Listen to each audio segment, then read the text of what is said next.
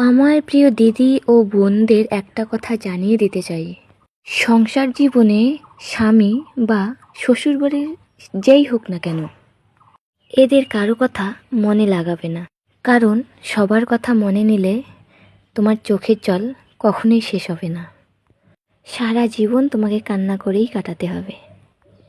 তাই যে যেরকম তার সঙ্গে ঠিক সেরকমই থাকতে শেখো।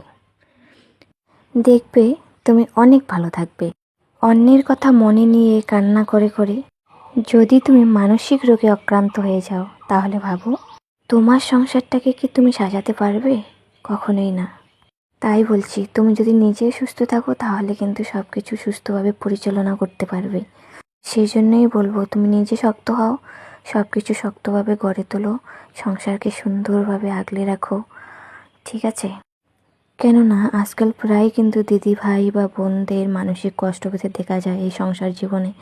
সেই জন্যই কথাগুলো বললাম। অনেক অনেক ভালো থাকো সবাই। অনেক অনেক ভালোবাসা রইল সবার জন্য।